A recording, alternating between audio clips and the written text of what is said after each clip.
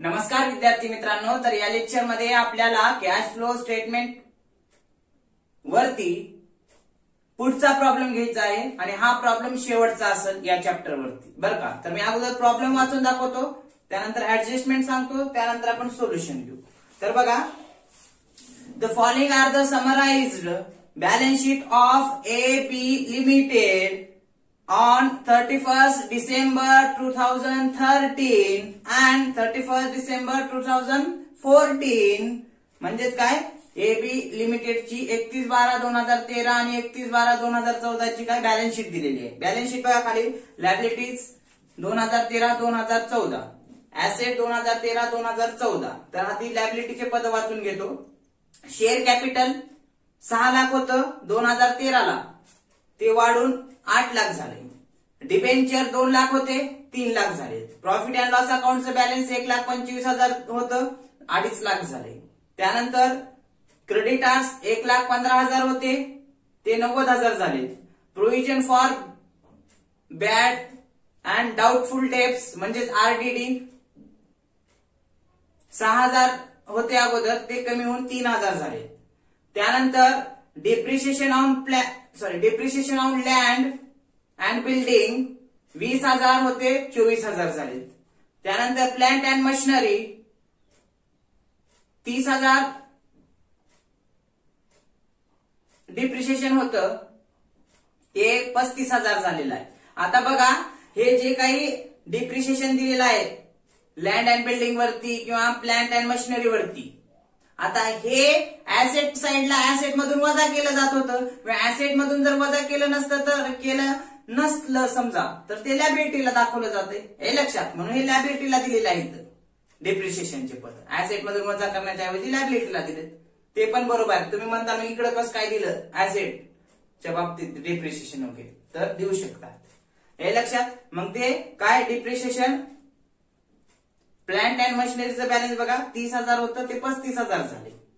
Asset आता हे जे काही टोटल आहे लॅबिलिटीचं 2013चं टोटल बघा 10,96,000 आणि 2014चं टोटल बघा लॅबिलिटीचं 15,02,000 लॅबिलिटी झालं. आता ऍसेटला या, ऍसेट मध्ये बघा 2013-14चं balance. Plant and machinery at cost 4 lakh होतं बॅलन्स 2013चं. प्लांट अँड मशिनरीचं ऍसेटचं ते वाढले आणि ते किती झाले, 6,45,000 झाले, बरं का. त्यानंतर land and building at cost 3 lakh होतं लँड अँड बिल्डिंगचं बॅलन्स, ते वाढले म्हणजे 4 लाख झाले, हे लक्षात. त्यानंतर स्टॉक 3 लाख होता 2013 ला, ते वाढून 3,50,000 झालाय. त्यानंतर बँक 20,000 होतं बॅलन्स, ते 40,000 झाले. प्रिलिमिनरी एक्सपेन्सेस 7,000 होते 6,000 झालेत. त्यानंतर डेटार्स 69,000 होते, कमी होऊन 61,000 झालेत. तर ऍसेटचं टोटल बघा 2013चं 10,96,000 आणि 2014चं टोटल 15,02,000 हे टोटल. बॅलन्स शीट झाली. खाली ऍडजस्टमेंट दिले, ऍडिशनल इन्फॉर्मेशन बघा. Number 1, during the year a part of machinery costing ₹70,000 कंसात अक्युम्युलेटेड डिप्रिशिएशन thereon ₹20,000 कंस बंद वॉज सोल्ड फॉर ₹51,000. काय म्हटले, एक मशिनरी होती जिची किंमत 70,000 होती, त्या 70,000 जी काही किंमत होती मशिनरीची, त्यावरती अक्युम्युलेटेड डिप्रिशिएशन किती 20,000 म्हटलेलं आहे, बरोबर. ते असं बदलते, विकले कितीला 51,000ला, म्हणजे 70,000ची मशिनरी, त्यावर 20,000 डिप्रिशिएशन, 70 मधून 20 गेले राहतात 50, पण विकले कितीला 51, तर 1,000 प्रॉफिट आहे, ते आपल्याला तिथं दाखवावं लागेल किंवा मग ते ऍडजस्टमेंट सोडून घेताना विचारात घ्यावं लागेल. दुसरी ऍडजस्टमेंट बघा, dividend of ₹50,000 was paid during the year. काय म्हणले, त्या वर्षादरम्यान 50,000 डिव्हिडंड दिले. डिव्हिडंड किती 50,000 दिले त्या वर्षादरम्यान. तर बघू आपण, डिव्हिडंड पेड केलं, कॅश आउटफ्लो झाला किंवा मग प्रॉफिट अँड लॉस अकाउंट वरून नेट प्रॉफिट जेव्हा आपण काढतो तेव्हा विचारात घ्यावं लागेल, कारण लॅबिलिटीला दिलं नाही पद ह्याचं, हे लक्षात. म्हणून हे झालं ऍडजस्टमेंट. खाली दिले काय, as certain cash flow statement recording to revise AS method म्हणजे AS3 नुसार काय तयार करा म्हणले cash flow statement indirect method. हे लक्षात. मग आता आपण सोडून घेऊ. हे लक्षात. मग प्रिपेअर करा cash flow statement of AB limited कंसात indirect method for the year ended 31 December 2014. 2013-14 दिले पण 14 साठी तयार करा म्हणले. नंतर 3 कॉलम तयार करा. पर्टिक्युलरचा एक रुपीज. पर्टिक्युलर मध्ये पहिली ऍक्टिव्हिटीज कोणती कॅश फ्लो फ्रॉम फायनान्सिंग का नाही operating activities. Cash flow from operating activities पहिल्या ऍक्टिव्हिटीज मधून कॅश इनफ्लो आउटफ्लो विचारात घ्यावा लागेल. त्यानंतर दुसरी ऍक्टिव्हिटी इथं काय करा हे बी आहे बरं का 3 नाही. Cash flow from investing activities इथे बी बघावं लागेल कॅशचा इनफ्लो आहे का आउटफ्लो आहे. त्यानंतर cash flow from financing activities C नंबरची. मग आपल्याला ह्या ऍक्टिव्हिटी मधून मी आपल्याला बघावं लागेल किती इनफ्लो आउटफ्लो झालेला आहे कॅशचा. हे लक्षात. त्यानंतर सर्व बघून आपल्याला शेवटी बॅलन्सेस बघावं लागेल बिगनिंग आणि एंडिंगला एंड ऑफ द इयर किंवा मग बिगनिंगला असलेलं हे. त्यानंतर ऍडजस्टमेंट दिलेले आहेत काय म्हणले प्लांट अँड मशिनरीवरती ऍडजस्टमेंट आहे बरोबर.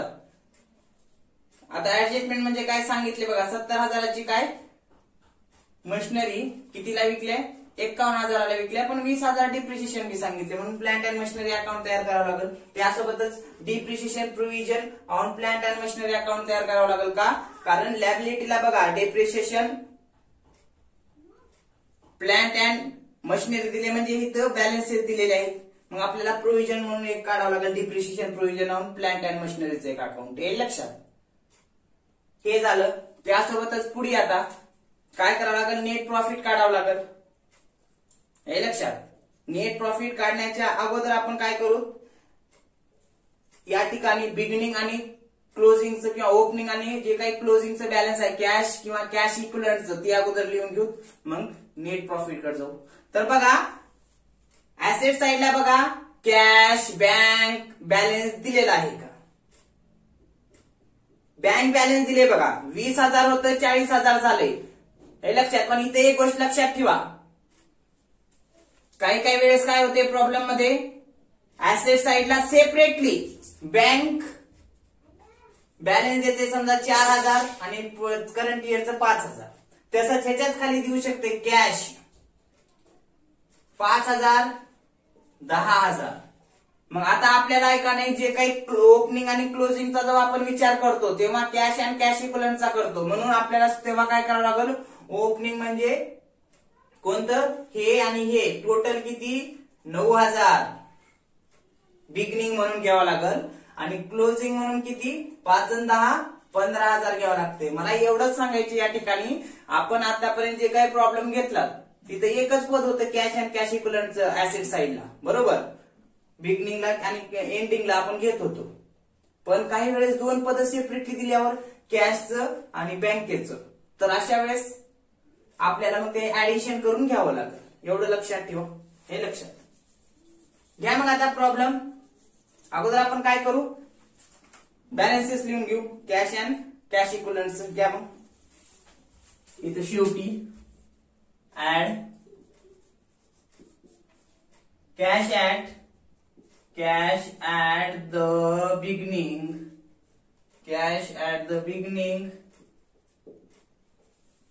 of the year किती 20,000. आता कॅश ऍट हे ओपनिंग झालं कॅश ऍट द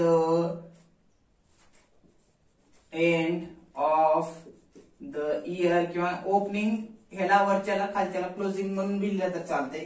ते किती 40,000. आता दोघातला फरक किती आहे 20,000 आहे बरोबर. 20,000 लिहून घ्या. आता हे 20,000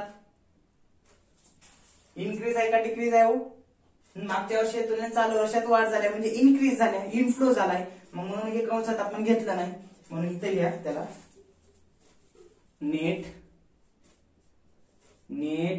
increase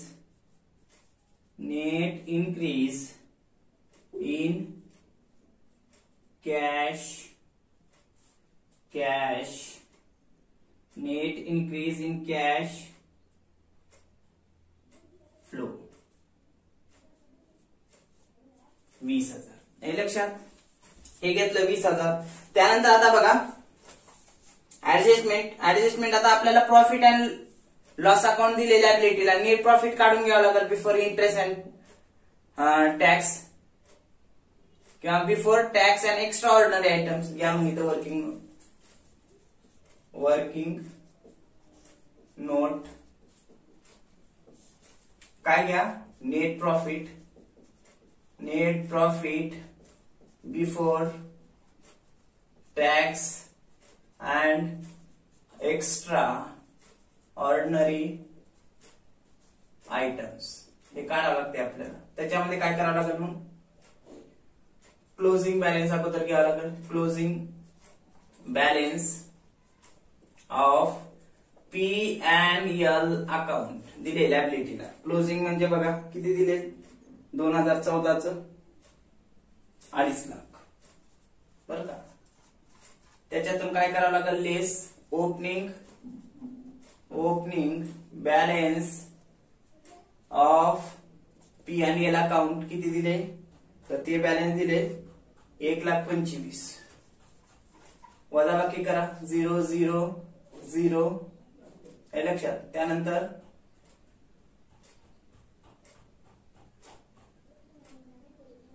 2,50,000 आणि 1,25,000. नंतर 15तून 5 गेले, 5 राहतात. 4 मधून 2 गेले, 2 राहतात. 1 मधून 1 गेला, 1 राहते. 2 मधून 1 बरा. म्हणजे इथं काय केलं बघा, परत सांगतो, 3 शून्य तर 3 शून्य गेले, 0 तर 5 जात नाही, तिथे घेतला. 10 मधून 5 गेले, 5 राहतात. इथे 4 राहतात. 4 मधून 2 गेले, 2 राहतात. 2 मधून 1 गेला, 1 राहिला. म्हणजे किती राहते, 1,25,000 बॅलन्स राहते क्लोजिंग मधून ओपनिंग वजा केल्यानंतर. हे लक्षात. त्यासोबतच आपल्याला काय करावं लागेल की त्यामध्ये डिव्हिडंड पे म्हणले बघा दिले ऍडजस्टमेंट मध्ये. काय, डिव्हिडंड ऑफ ₹50,000 वॉज पेड. दोनच ऍडजस्टमेंट आहेत. हे लक्षात. मग डिव्हिडंड पेड केला. डिव्हिडंड पेड केला असेल तर आता प्रपोज्ड डिव्हिडंड म्हणून लायबिलिटीला दिले का, नाही ना पद. म्हणून डायरेक्ट ते पेड केले, म्हणजे नफ्यातून तेवढी रक्कम आपण कमी केली आणि पेड केले. मग तेवढे 50,000 त्या नेट प्रॉफिट मध्ये ऍड करावं लागेल. ऍड डिव्हिडंड, ह्याला ऍड किंवा प्लस लिहा बरं का, कोणतेही चालतं. हे लेस आणि इथं करतो ऍड.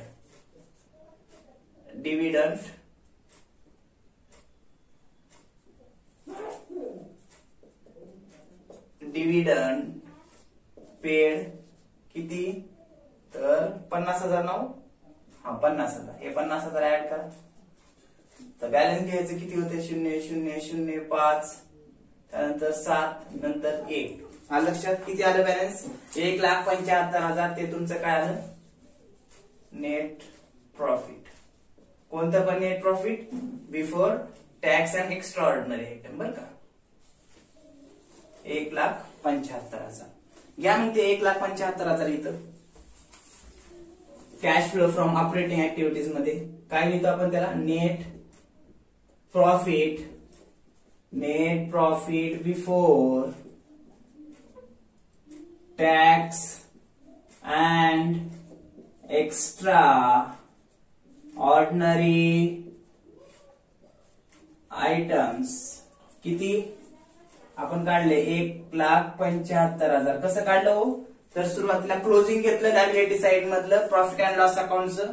ते दिलं होतं किती, 2.5 लाख. त्या 2.5 लाखामधून काय ओपनिंग वजा केलं किती, 1,25,000. हे लक्षात. शिल्लक राहतात 1,25,000. त्याच्यामध्ये काय डिव्हिडंड पेड म्हणले, म्हणजे नफ्यातून आपण थोडी रक्कम डिव्हिडंड म्हणून दिली. मग नफा कमी झाला, ते ऍड करावं लागेल आपल्याला. हे लक्षात. मग ते ऍड केलं, टोटल झालं 1,75,000. ते तुमचं नेट प्रॉफिट आलं before tax and extra ordinary item. हे लक्षात. त्यानंतर पुढे ऍडजस्टमेंट कडे. आता डायरेक्ट ऍडजस्टमेंट सोडून घेऊ, मग नंतर पदकडे जाऊ. बघा, during the year a part of machinery of costing 70,000ची मशिनरी होती, त्यावर 20,000 डिप्रिशिएशन म्हणले आणि विकले 51,000ला.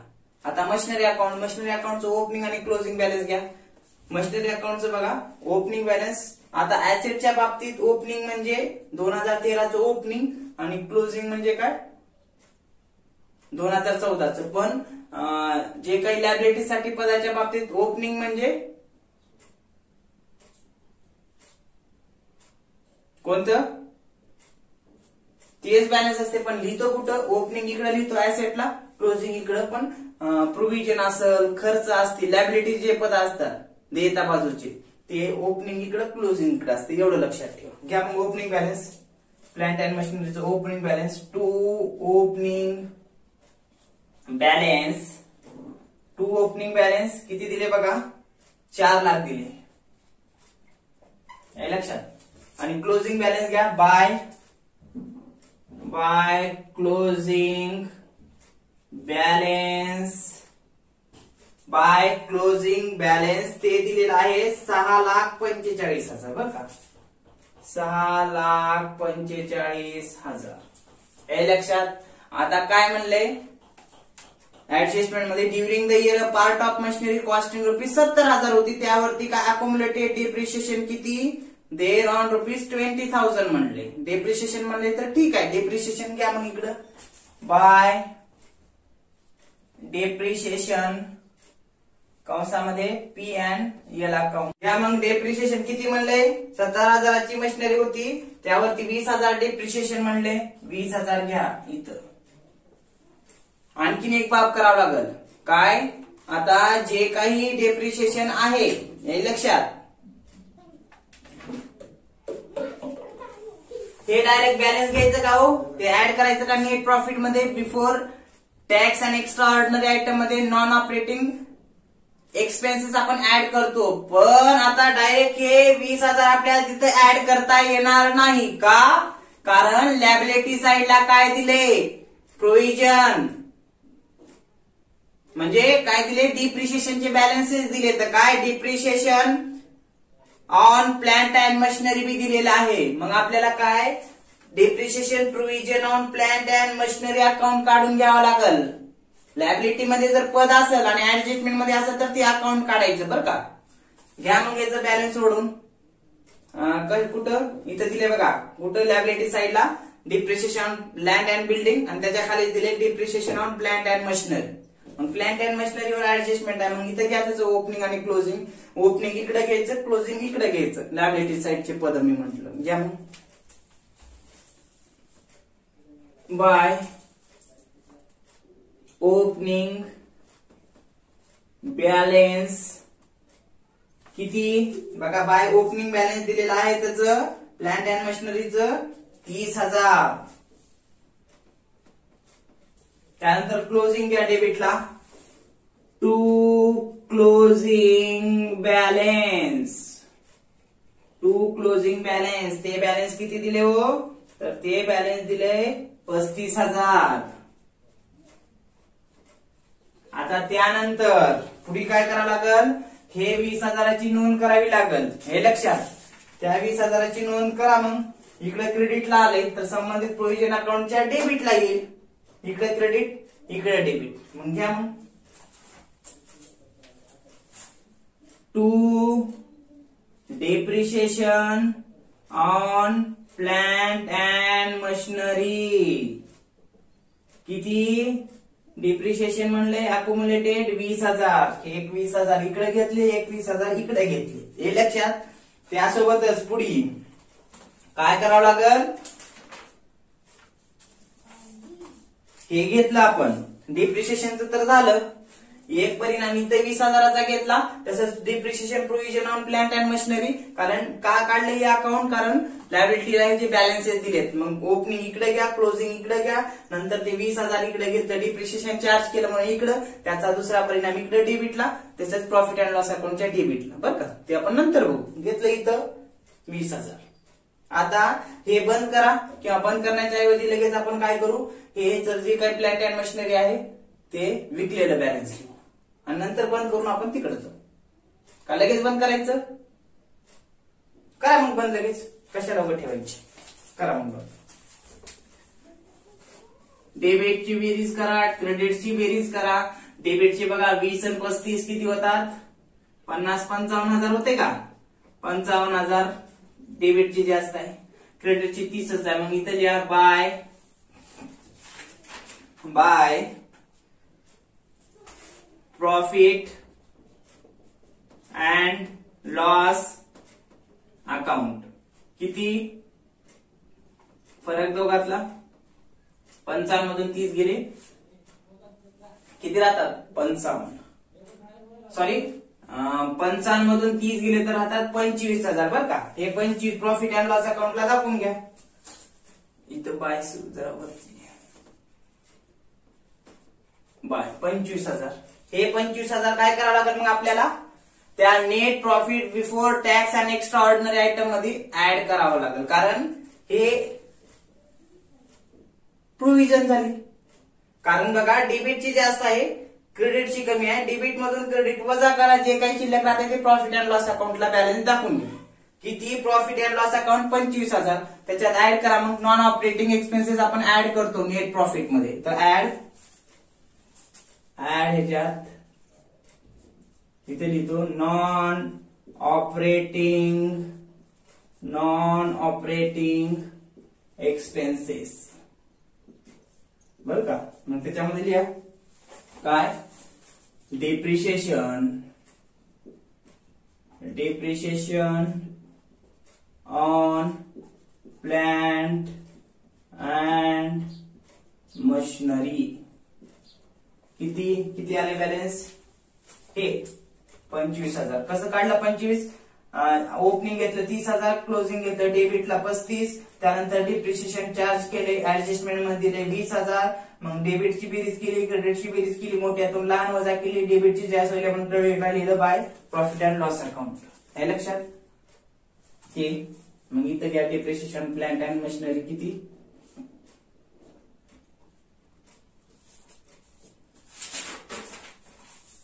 25,000 ऍड करावं लागेल आपल्याला, कारण त्यामुळे आपला प्रॉफिट काय झालाय? कमी झालाय ना. त्यानंतर तीच ऍडजस्टमेंट बघा कोणती? मशिनरीची. आता 70,000 होतं, डिप्रिशिएशन 20,000 चार्ज केले, डिप्रिशिएशनचे बॅलन्सेस ओपनिंग क्लोजिंग घेतलं, डिप्रिशिएशन दाखवलं, बंद केलं. डिप्रिशिएशन अकाउंट जे काही बंद करून बॅलन्स आले ते प्रॉफिट अँड लॉस अकाउंट मध्ये ऍड केलं, कारण प्रोव्हिजन होती त्यामुळे नेट प्रॉफिट आपला कमी झाला होता, ते ऍड केलं 25,000. आता त्यासोबतच काय? 51,000 ती मशिनरी विकलेली आहे म्हणून. मग विकली आहे तर कॅशचा इनफ्लो आलाय का आउटफ्लो? मशिनरी चालू आहे, कॅश येईल आहे. तर म्हणून एक परिणाम इकडे घ्या अगोदर प्लांट अँड मशिनरीच्या क्रेडिटला बाय काय? कॅश कंसात सेल्स किंवा मग बाय सेल्स जरी लिहिला तरी चालेल. घ्या मग बाय कॅश कंसात सेल्स. कितीला विकली आहे? 51,000 ना. हे 51,000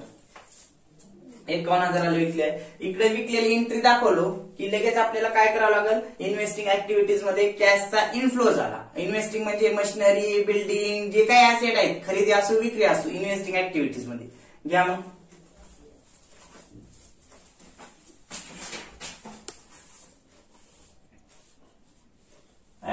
ऍड करावं लागेल, कारण काय? विकल्यामुळे कॅशचा इनफ्लो आलाय, मशिनरी चालू आहे पण पैसे तर येलेत.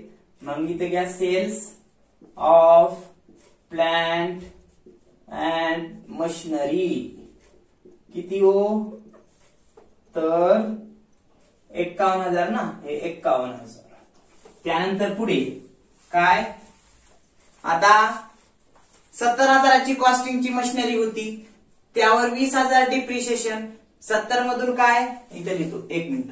हे 70,000 होतं, त्यामधून काय? 20,000 डिप्रिशिएशनचे गेले. हे डीईपी डिप्रिशिएशन. डिप्रिशिएशन राहतात किती? 50. मग 50 राहतात, पण विकले कितीला? सेल्स. बर का? आता 50 राहिलं डिप्रिशिएशन चार्ज करून, विकल्या 51ला. मग 1,000 का आहे फरक? तो म्हणजे काय? प्रॉफिट. हे लक्षात. मग आता 1,000चा बी आपल्याला विचार करावा लागेल. हे लक्षात. आता 1,000 आल्यामुळे आपल्याला काय झालं? आपण ती 1,000 नॉन ऑपरेटिंग इन्कम म्हणून पैसे आले 1,000, मग ते नॉन ऑपरेटिंग इन्कम आहे, बरोबर. मग प्रॉफिट अँड लॉस अकाउंट मध्ये क्रेडिटला दाखवतो आपण उत्पन्न आहे म्हणून. मग उत्पन्न जर दाखवलं पण ते प्रत्यक्षपणे ऑपरेटिंग ऍक्टिव्हिटीज बाबतीत नाही किंवा व्यवसायाचं चालून आपल्याला मिळालं नाही, म्हणून आपण ते प्रॉफिट अँड लॉस अकाउंटच्या क्रेडिटला दाखवतो तयार करताना. मग हे याच्यामुळे 1000 आपला नेट प्रॉफिट वाढला ना, मग आपल्याला कमी करावं लागेल. ते काय करतो आपण इनडायरेक्ट मेथड मध्ये नॉन ऑपरेटिंग एक्सपेन्सेस ऍड करतो आणि नॉन ऑपरेटिंग इन्कम लेस करतो. हे इन्कम आहे 1000 प्रॉफिट आहे म्हणजे मग ते लेस करावं लागेल. बघा मग अगोदर काय करू आपण, प्रॉफिट आपल्याला 2 ठिकाणी परिणाम करावा लागतो त्या 1000चा. इकडे काय घेतलं डिप्रिशिएशन, लॉस सेल्स क्रेडिटला असते, डेबिटला काय असते परचेस आणि प्रॉफिट. 50,000ची 51ला विकले, 1000 प्रॉफिटला झाला. मग डेबिटला घ्या, इथं डेबिटला घेतली प्रॉफिट अँड लॉस अकाउंटच्या क्रेडिटला घेतो. प्रॉफिट वाढताय पण आपल्याला इथं लेस करावं लागेल का, ते नॉन ऑपरेटिंग इन्कम आहे म्हणून. घ्या मग इथं to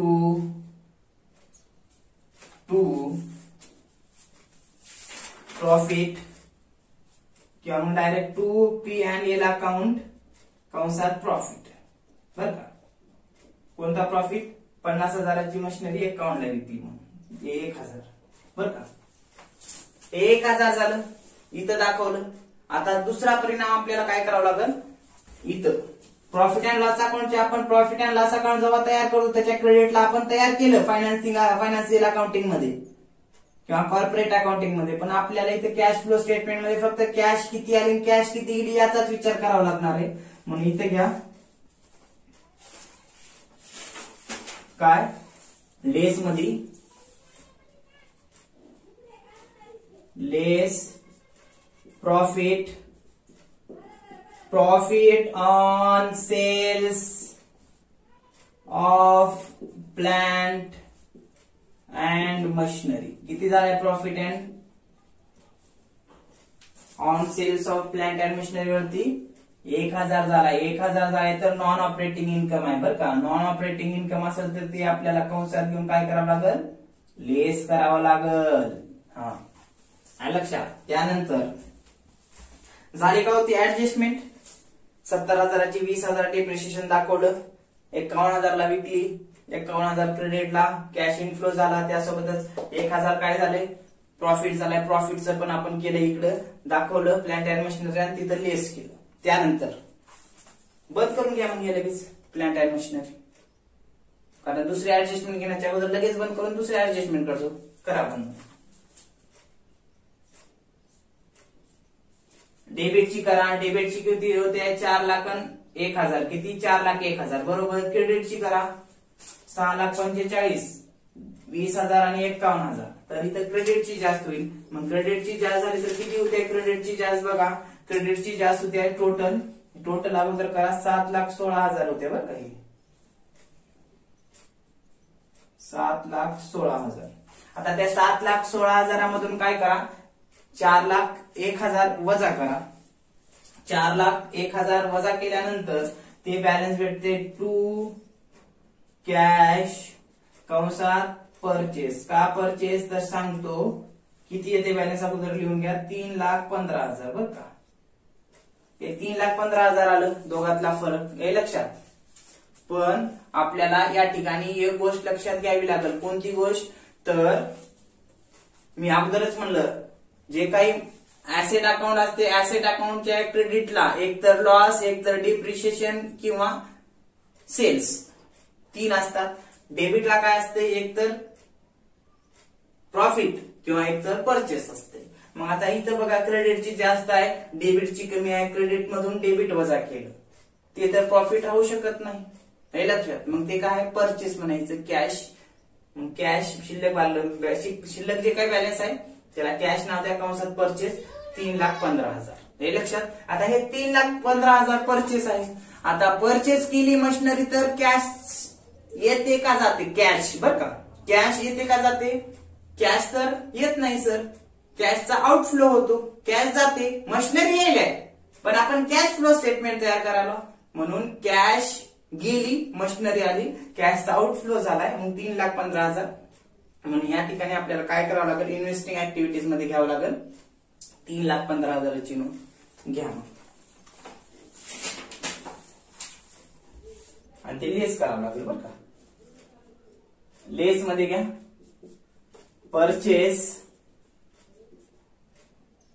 purchase of plant and machinery, plant and machinery किती, तर तिथं दिले आपलं बॅलन्स शीट काढलेलं 3,15,000. याला कंसात घ्यावं लागेल का हो? घ्यावं लागेल का? कारण हे याच्यामुळे आपला कॅशचा आउटफ्लो झालेला आहे. मशिनरी जरी आली किंवा मशिनरी जरी खरेदी असेल तर मशिनरी येते, कॅशचा आउटफ्लो होतं, म्हणून तिथं 3,15,000 ती आपल्याला काय करावं लागेल, कंसात घ्यावं लागेल, कारण लेस करावं लागेल ते आपल्याला त्या ठिकाणी आउटफ्लो आहे म्हणून. त्यानंतर पहिली ऍडजस्टमेंट पूर्ण झाली. आता दुसरी ऍडजस्टमेंट बघा. Dividend of ₹50,000 was paid during the year. Dividend काय, त्या वर्षा दरम्यान पेड केले म्हणून 50,000. मग नेट प्रॉफिट काढताना आपण ऍड केलं डिव्हिडंड पेड. काय ऍड केलं, कारण डिव्हिडंड पेड केल्यामुळं नफा जास्त झाला. नफा जास्त झाला की आपण डिव्हिडंड वगैरे देतो, बोनस वगैरे. मग डिव्हिडंड दिलेली असेल कंपनीनं, त्या एबी लिमिटेडनं, मग डिव्हिडंड दिलं तर प्रॉफिट कमी झालं ना, हे लक्षात. मग ते प्रॉफिट काढताना ऍड केलं. आता आपल्याला इथं काय करावं लागेल, डिव्हिडंड पेड केलं. डिव्हिडंड पेड केलं तर कॅश येते का कॅश जाते? कॅशचा इनफ्लो होतो का आउटफ्लो होतो? आउटफ्लो होतो, म्हणजे व्यवसायातून कॅश जाते बरं का. कॅश जर जात असेल तर आपण याला एक लक्षात घ्या. हे कुठं घ्यायचं डिव्हिडंड पेड, तर सांगतो अगोदर. डिव्हिडंड पेड कुठं घ्यायचं, आपण शेअर्स इश्यू केले तर रक्कम येते, म्हणून कुठं घेतो, फायनान्सिंग ऍक्टिव्हिटीज मध्ये, बरोबर. त्यासोबतच डिबेंचर इश्यू केले, इथंच घेतो, हे लक्षात. त्यासोबतच शेअर होल्डरला त्यांची रक्कम परत केली तर कुठे घेतो, इथंच घेतो. डिबेंचर होल्डरला त्यांची रक्कम परत केली, इथंच घेतो. शेअर होल्डरला डिव्हिडंड दिला तर कुठे घ्यावं लागेल, म्हणजे जिथं गाय आहे तिथं तर बछडा असेल ना तिचा, किंवा जिथं गाय आहे तिथं त्याचं वासरू पण टाकावं लागेल. आता शेअर होल्डर आहे, शेअर होल्डर इथं गेला म्हणजे त्यांना डिव्हिडंड भेटाले, हे लक्षात. मग इथंच दाखवावं लागेल, हे लक्षात. मग इथं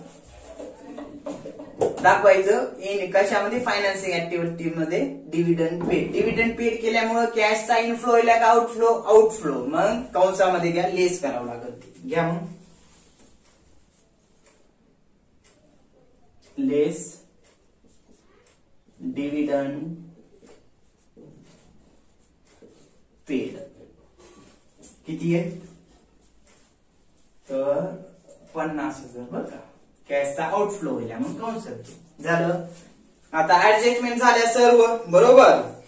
आता आपल्याला काय करावं लागेल, ऍडजस्टमेंट झाल्यानंतर लॅबिलिटी साइड मधले पद आणि ऍसेट मधले पद सर्व विचारात घ्यावं लागेल. तर बघा, शेअर कॅपिटल 6 लाख होतं, 8 लाख झाले. वाढले का कमी झाले, वाढले. वाढते कशामुळे, शेअर्स इश्यू केल्यामुळे. शेअर्स इश्यू केले तर कॅशचा इनफ्लो होत आहे का आउटफ्लो, कॅश येते आणि शेअर सर्टिफिकेट त्या संबंधित शेअर होल्डरला देतो, म्हणजे कॅशचा इनफ्लो झाला. इनफ्लो झालाय तर फायनान्सिंग ऍक्टिव्हिटीज मध्ये घ्या. काय, ऍड मध्ये proceeds of issue of shares घ्या, किंवा मग डायरेक्ट या इश्यू ऑफ इक्विटी शेअर, किंवा मग इश्यू ऑफ शेअर कॅपिटल असंही लिहिलं तर चालते. इश्यू ऑफ इक्विटी शेअर्स किती, 2 लाख ना. कसे 2 लाख, लॅबिलिटी मध्ये बघा 6 लाख होते, 6 लाख होते, 8 लाख झाले, तर 2 लाखांना वाढले. 2 लाखांना वाढले म्हणजे ते शेअर्स इश्यू केले, कॅशचा इनफ्लो झाले. त्यासोबत दुसरं पद डिबेंचर. डिबेंचर 2 लाख होते, 3 लाख झाले. इथं पण त्या शेअर सारखं झाले. काय झाले, रक्कम वाढले, बरोबर. मग आता डिबेंचरची रक्कम कधी वाढते, एक तर आपण डिबेंचर होल्डरला डिबेंचर सर्टिफिकेट देऊन किंवा डिबेंचर इश्यू करून त्यांच्याकडून रक्कम मिळवतो, बरोबर. मग किती होते, 2 लाख होते, 3 लाख झाले. मग इथं घ्यावं लागेल परत, ते कॅशचा इनफ्लो झाला म्हणून. इश्यू ऑफ डिबेंचर घ्या. मग डिबेंचरचं बॅलन्स किती, 2 लाख होतं, 3 लाख झाले म्हणजे 1 लाख. पैसे आले इनफ्लो, ते नंतर का देणं होईना त्यांना, पण सध्या तर आले ना ते. त्यानंतर पुढे काय,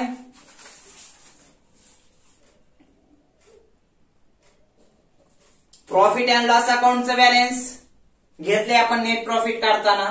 त्यानंतर पुढलं क्रेडिटार्स. क्रेडिटार्स बघा 1,15,000 होते 90 झालेत, म्हणजे करंट लॅबिलिटी आणि करंट ऍसेट आलं, वर्किंग कॅपिटल आलं. बरोबर, वर्किंग कॅपिटल आले की इथं मी लिहितो, लक्षात राहील.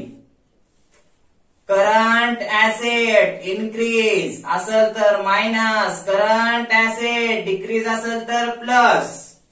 त्यानंतर करंट ऍसेट नाही, करंट ऍसेट झाले की करंट लॅबिलिटी इन्क्रीज असेल तर अधिक, करंट लॅबिलिटी डिक्रीज असेल तर लेस. हा नियम लक्षात ठेवायचा. कोणता?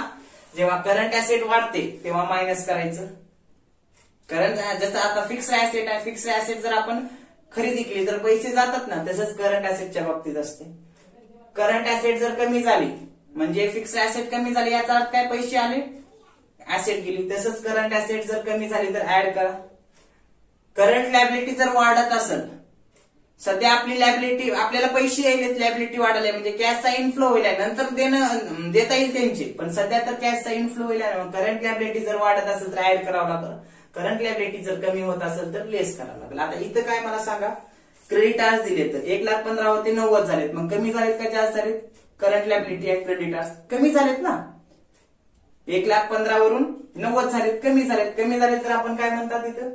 करंट लॅबिलिटी जर असेल तर डिक्रीज झाले असेल तर लेस करावं लागेल. घ्या मग इथं लेस मध्ये घ्या,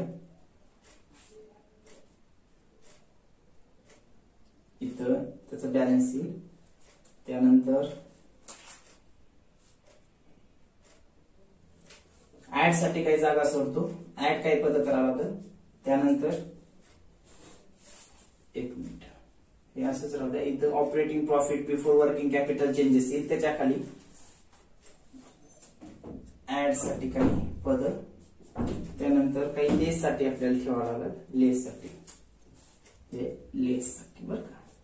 आता काय लेस करावं लागेल. का लेस करावं लागेल? मी सांगितलं, करंट लॅबिलिटी जर डिक्रीज होत असेल तर लेस करा. Decrease in creditors, decrease in creditors. Decrease असेल, आउटफ्लो असतो म्हणतो आपण, आणि ते काय करतो आपण कंसात घेतो, कारण आपल्याला ते वजा करावं लागतं.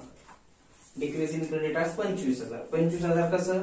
तर बघा 1,15,000 होते 90 झालेत, म्हणजे ते 10 ते 15 25 असे आपल्याला डिक्रीज इन क्रेडिटर लेस म्हणजे आउटफ्लो झाला म्हणून कंसात घ्यावं लागेल. त्यानंतर पुढलं पद बघा, provision for bad and doubtful debts. Provision for bad and doubtful debts, हे लक्षात. आता इथं बघा 6,000 होते 3,000 झाले आरडीडीचे, हे लक्षात. मग आपण काय करतो, 6,000 होते 3,000 झाले, लॅबिलिटी काय झाल्या? कमी झाले ना. मग कमी झाली असेल तर करंट लॅबिलिटी जर कमी झाली असेल तर त्याला आपण काय करतो, आता हे provision for bad and doubtful debts आपण डेटर्स मधून वजा करतो, बॅलन्स शीट फायनान्शियल अकाउंटिंग मध्ये तयार करताना, आणि प्रॉफिट अँड लॉस अकाउंटच्या डेबिटला दाखवतो. बरोबर, आरडीडी. जर आपण बॅलन्स शीट मधून डेटास मधून जर वजा करायचं नसेल तर आपण लॅबिलिटीला दाखवायचं, तेच होते. म्हणून इथे लॅबिलिटीला दिले की ती 6,000 होते 3,000 झालेत.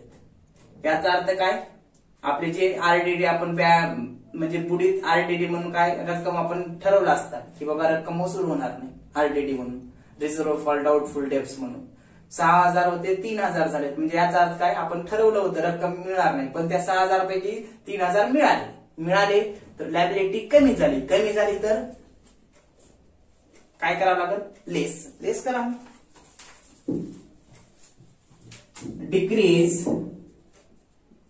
डिक्रीज इन आरडीडी बरं का.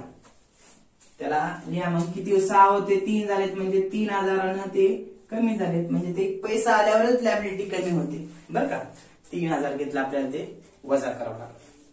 त्यानंतर पुढलं पद, depreciation on land and building. आता ऍसेट मध्ये लँड अँड बिल्डिंग दिले बघा, त्याच्यावरती डिप्रिशिएशन तिथून वजा करण्याच्या ऐवजी डायरेक्ट काय केले, लॅबिलिटीला दिले. चालते तसं बी, मग depreciation on land and building किती दिले? 20,000 होतं, 24,000 दिले. ह्याच्यावर ऍडजस्टमेंट दिलाय का? नाही. म्हणजेच आपण काय करतो मग डिप्रिशिएशन चार्ज केलं. बघा depreciation on land and building 20,000 होतं, 24,000 झाले. म्हणजेच कितीनं वाढले? 4,000 वाढले. हे लक्षात. 4,000 वाढले तर आपण ते डिप्रिशिएशन कुठं दाखवतो मग? एक तर त्या ऍसेट मधून कमी करतो. ऍसेट मधून कमी करणार गेलं तर लॅबिलिटी साईडला दाखवतो आणि लॅबिलिटी साईडला दाखवल्यानंतर एक परिणाम करतो कुठं? प्रॉफिट अँड लॉस अकाउंटच्या डेबिटला दाखवत असतो. बरोबर. मग प्रॉफिट अँड लॉस अकाउंटच्या डेबिटला दाखवलं तर त्या क्रेडिट साईड मधून जेव्हा आपण डेबिट साईड वजा करतो प्रॉफिट अँड लॉस अकाउंटची, तेव्हा आपल्याला नेट प्रॉफिट भेटतो. मग त्या 4,000 नेट प्रॉफिट कमी होईल ना. मग नेट प्रॉफिट कमी होईल म्हणून आपल्याला काय करावं लागेल? त्या ठिकाणी ते 4,000 ऍड करावं लागेल, कारण ते नॉन ऑपरेटिंग एक्सपेन्सेस आहे. नॉन ऑपरेटिंग एक्सपेन्सेस आपण काय करतो? ऍड करतो. म्हणून बघा depreciation on land and building 20,000 होते, 24 झालेत. मग 4,000 ते वाढले असतील तर त्याच्यावर काय ऍडजस्टमेंट नाही, फक्त फरकाचा विचार करा आणि ते त्या 4,000 काय ते ऍड करा.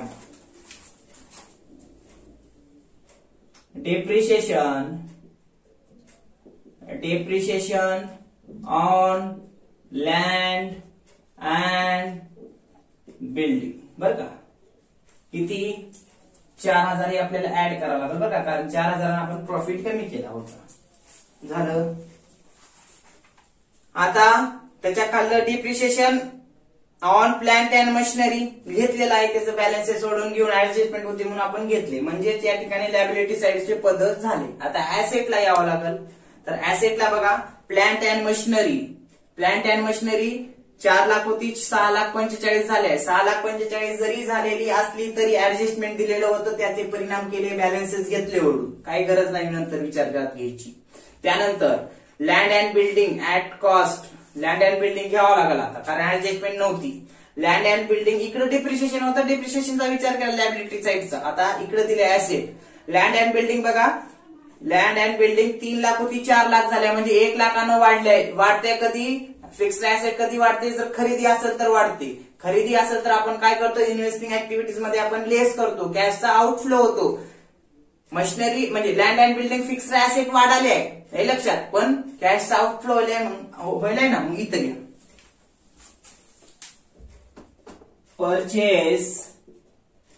Purchase of land and building. Land and building किती? 3 लाख होते, 4 लाख झालेत, म्हणजे कितीनं वाढलेत? 1 लाखानं वाढलेत. 1 लाखानं वाढलेत, ऍडजस्टमेंट काही नाही म्हणून 1 लाख डायरेक्ट काय परचेस म्हणून दाखवा. हे लक्षात. ते 1 लाख. त्यानंतर पुढलं पद स्टॉक. स्टॉक करंट ऍसेट आली. करंट ऍसेट असेल तर इथं बघा हे नियम, हे बॉक्स लक्षात आलं. करंट ऍसेट स्टॉक बघा. स्टॉक काय 20,000 होता, 40,000 झालाय. सॉरी स्टॉक 3 लाख होता, 3,50,000 झालाय बरं का. काय आहे? स्टॉक 3 लाख होता, 3,50,000 झालाय. वाढलाय का कमी झालाय? वाढलाय. 3 लाख होतं बॅलन्स, म्हणजे आधी फिगर किती होती? 3 लाख होती, ते 3,50,000 झाले. म्हणजेच करंट ऍसेट वाढली. स्टॉक करंट ऍसेट मध्ये येतो. वाढले असेल तर लेस करतो. स्टॉकची खरेदी केली असेल मग करंट ऍसेट वाढली. कॅश तर गेली, कॅशचा आउटफ्लो झाला. आउटफ्लो झाला तर मायनस घ्या.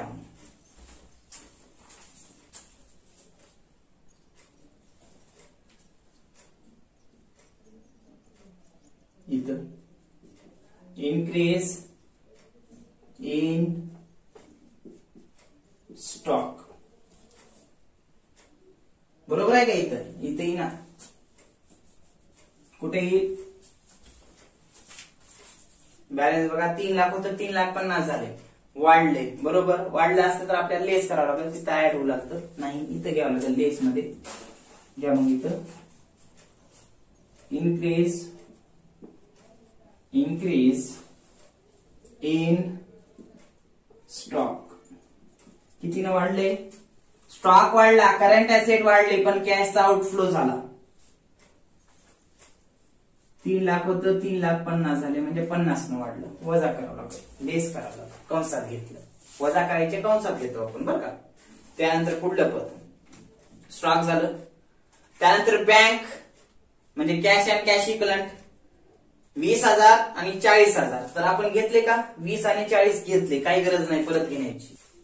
त्यानंतर प्रिलिमिनरी एक्सपेन्सेस बघा 2013 मध्ये 7,000 होते आणि 2014 मध्ये 6,000 झाले. हे लक्षात.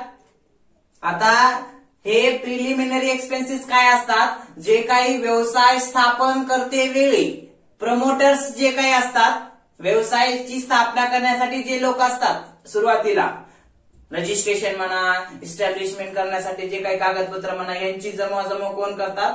जे व्यक्ती करतात त्यांना प्रमोटर्स म्हणतात. या प्रमोटर्सने जे काही खर्च केलाय व्यवसाय स्थापन करते वेळी त्याला काय म्हणायचं? Preliminary expenses. बर का? मग ते प्रिलिमिनरी एक्सपेन्सेस दरवर्षी प्रॉफिट मधून कमी केले जातात. कमी काय केले जाते? हे प्रिलिमिनरी एक्सपेन्सेस अगोदरच जे काही प्रवर्तक किंवा प्रमोटर्स असतात त्यांनी दिलेले असतात, पण दरवर्षी नेट प्रॉफिट मधून कमी केले जातात. मग प्रिलिमिनरी एक्सपेन्सेस 7,000 दिलेत 2013 ला, ते 2014 मध्ये कमी झालेत आणि कमी होऊन 6,000 झाले. दोघात फरक 1,000चा आहे. मग 1,000 आपण ते काय नेट प्रॉफिट कमी केलेला आहे, राईट ऑफ केलं प्रिलिमिनरी एक्सपेन्सेस, तर नेट प्रॉफिट कमी झालाय. नेट प्रॉफिट कमी झालाय तर इथं आपल्याला काय ऍड करावं लागतं, कारण नेट प्रॉफिट आपला कमी झाला होता. मग ऍड करा, नॉन ऑपरेटिंग एक्सपेन्सेस आहे हे म्हणून. प्रिलिमिनरी एक्सपेन्सेस किती? 7,000 होते, ते 6,000 झालेत म्हणजे 1,000 शिल्लक. हे प्रिलिमिनरी एक्सपेन्सेस आहेत, ते काय केले जातात? इथं लिहितो राईट ऑफ. बर का? WO म्हणजे राईट ऑफ केले जातात प्रॉफिट मधून. तर तेव्हा नेट प्रॉफिट कमी होते. मग नेट प्रॉफिट कमी झालं, मग आपल्याला इथं कॅश फ्लो स्टेटमेंट मध्ये ते नॉन ऑपरेटिंग एक्सपेन्सेस होतं, प्रत्यक्षपणे ऑपरेटिंग बाबतीत नव्हतं, म्हणून ते 1,000 आपल्याला ऍड करावं लागतं. हे लक्षात. जे कमी झालेला होता नेट प्रॉफिट ते बरोबर आहे, हे लक्षात. त्यानंतर पुढलं पद बघा, डेटार्स. डेटार्स बघा लॅबिलिटी मध्ये ऍसेट मध्ये असतात. डेटार्स 69,000 होते 2013 ला आणि ते कमी होऊन 61,000 झाले. डेटार्स काय? करंट ऍसेट आहे का करंट लॅबिलिटी आहे? करंट ऍसेट आहे. करंट ऍसेट असेल किंवा करंट लॅबिलिटी असेल तर वर्किंग कॅपिटल तिथे येते, बरोबर. आता डेटार्स एक करंट ऍसेट आहे. करंट ऍसेट आहे तर आपण काय म्हटलंय? करंट ऍसेटच्या बाबतीत नियम दिलाय इथं काय? करंट ऍसेट जर वाढत असेल तर मायनस करा, करंट ऍसेट जर कमी होत असेल तर प्लस करा. आता इथं बघा डेटार्स 69,000 होते, 61,000 झालेत. याचा अर्थ काय? डेटार्स कमी झालेत. डेटार्स कमी झालेत म्हणजे करंट ऍसेट कमी झाले असेल तर आपण ऍड करतो, हे लक्षात. मग आपल्याला ते ऍड करावं लागेल. घ्या मग.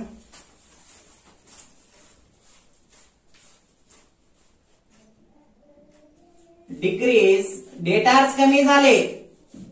डेटार्स कधी वाढतात? हो, आपण उधारीवर जर विक्री केली तर डेटार्स वाढतात. करंट ऍसेट मध्ये आपण डेटार्स वाढले म्हणून दाखवतो, बरोबर. पण डेटार्सने रक्कम दिल्यावर ते डेटार्सची व्हॅल्यू कमी होते ना, मग तेव्हा कॅशचा इनफ्लो होतो. डेटार्स कमी होतात, करंट ऍसेट कमी होते, पण तिथं कॅशचा इनफ्लो आहे म्हणून आपल्याला काय करावं लागेल? ऍड. Decrease in data.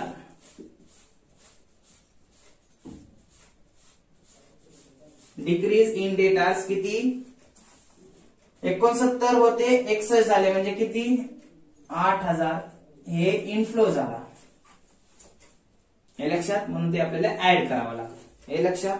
आता पुढलं पद आहे का बघा. डेटार्सच्या नंतर काहीही पद नाही, म्हणजे पद झाले. बॅलन्स शीट मध्ये सर्व पद घेतले, त्याचं ऍडजस्टमेंट अगोदर आपण सोडून घेतल्यानंतर बॅलन्स शीट मधले पद घेतले. आता आपल्याला काय करावं लागेल? बॅलन्सेस काढून आपल्याला बघावं लागेल 20,000 आपलं net increase in cash flow येईल का आपल्या कॅश फ्लो स्टेटमेंट मध्ये पाहावं लागेल. तर बघा सुरुवातीला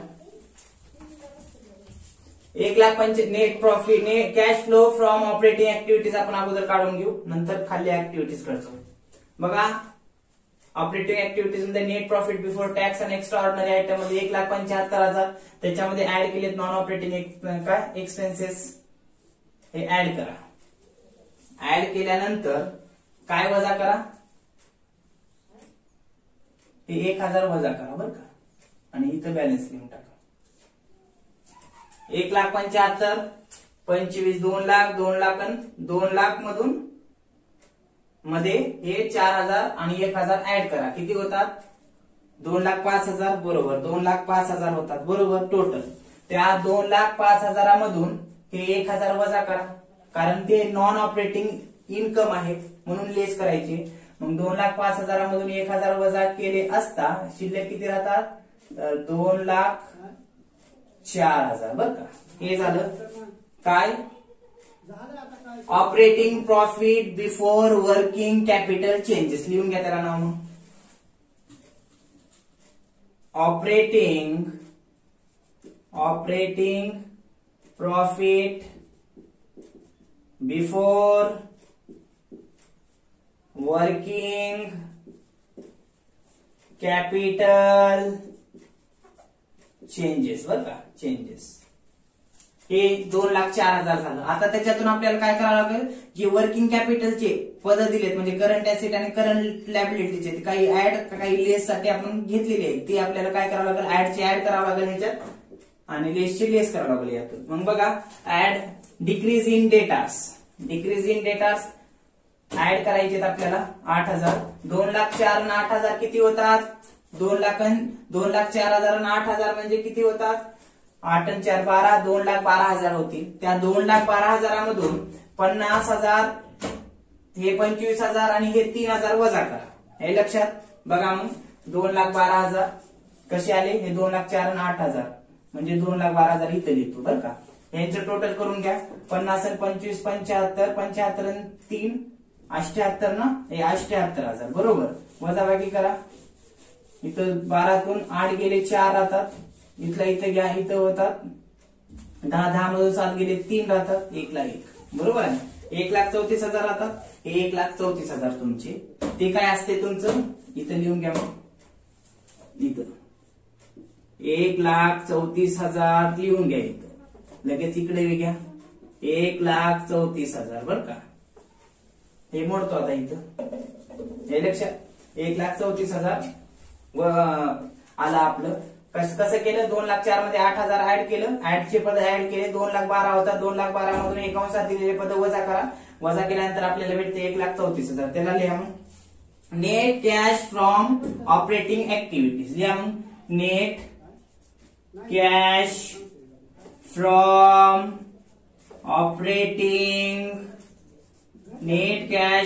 operating activities. Net cash from operating activities किती आलं? हे प्लस मध्ये आहे ना. जर मायनस मध्ये असतं तर आपण कंसामध्ये, आउटफ्लो जास्त असतं तर कंसात लिहिलो असतो, पण हे प्लस मध्ये आहे म्हणून आपण डायरेक्ट असं लिहिलं आणि त्याला नाव द्यायचं नेट कॅश फ्रॉम वरती net cash from operating activities. हे लक्षात. हे ऑपरेटिंग ऍक्टिव्हिटीज झालं. किती? 1,34,000 आला. त्यामधून ऍड करायचं का लेस करायचं आपण नंतर बघू. आधी काय? इन्व्हेस्टिंग ऍक्टिव्हिटीज काढून घ्या. Investing activities. आता एक पहिली ऍक्टिव्हिटीज आपण बघितला. किती आले ते? इनफ्लो झालाय. Net cash from operating activity 1,34,000 इथेही लिहिलं आणि बाहेर आउटरला लिहिलं. आता दुसरी ऍक्टिव्हिटीज कडे या. Cash flow from investing activities. मग त्याच्यामध्ये बघा से ऍडचं काय एकच आहे. इनफ्लो काय झाले? Sales of plant and machinery 51,000 दिले. बरोबर. 51,000. पण आउटफ्लो प्लांट अँड मशिनरीचे 3,15,000 आणि लँड अँड बिल्डिंगचे आउटफ्लो 1,00,000. टोटल किती? 4,15,000. 4,15,000 मधून 51,000 वजा करा. किती राहतात? 3,15,000 आणि 1,00,000 म्हणजे 4,15,000 मधून 51 वजा केले असतात ते बॅलन्स भेटते आपल्याला 3,64,000. पण कोणतं? आउटफ्लोचं बॅलन्स भेटते आपल्याला इथं कंसात घ्या 3,64,000 कंसात घ्या. आता हे इनफ्लो फक्त 51,000 आहे. आउटफ्लो 4,15,000 आहे. म्हणजे आउटफ्लो जास्त आहे ना 3,64,000. या 4,15,000 मधून 51 वजा केल्यानंतर 3,64,000 असतात. 3,64,000 आउटफ्लो आहे म्हणून इथं लिहायचं मग net cash used in investing activities. हे लक्षात 3,64,000. त्यानंतर इकडे या cash flow from financing activity तिसरी ऍक्टिव्हिटीज कडे आल्यानंतर बघा add issue of equity shares issue केलेत, इश्यू ऑफ डिबेंचर इश्यू केलेत आणि कॅशचा इनफ्लो झालाय. किती इनफ्लो होत आहे? 2 आणि 1 3 लाख होतात. तर आउटफ्लो किती झालेत? 50,000 झालेत आउटफ्लो. मग आपल्याला काय करावं लागेल? इथं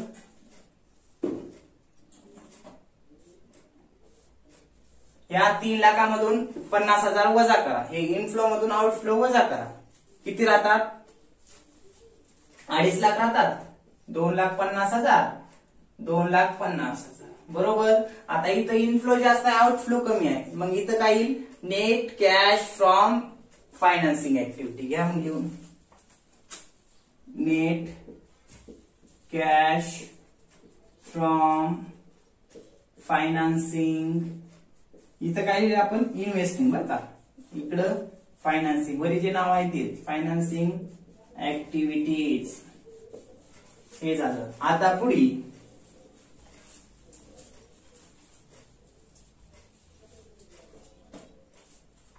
तिन्हीचे बी घेतलं. पहिल्यापासून काय इनफ्लो झाला 1,34,000. दुसऱ्या ऍक्टिव्हिटीज पासून आउटफ्लो जास्त आहे 3,64,000. इथं 2.5 लाख इनफ्लो आहे बरोबर. मग आपल्याला काय करावं लागेल? आता इनफ्लो जेवढे झाले तर जेवढे प्लस मध्ये आहेत ते आपल्याला ऍड करून घ्यावं आणि त्यामधून मायनसचे वजा करा, म्हणजे आउटफ्लो वजा करा. 1,34,000 आणि 2.5 लाख किती होतात? इथं लिहितो 1,34,000 आणि 2.5 लाख. हे 3 शून्य बरोबर.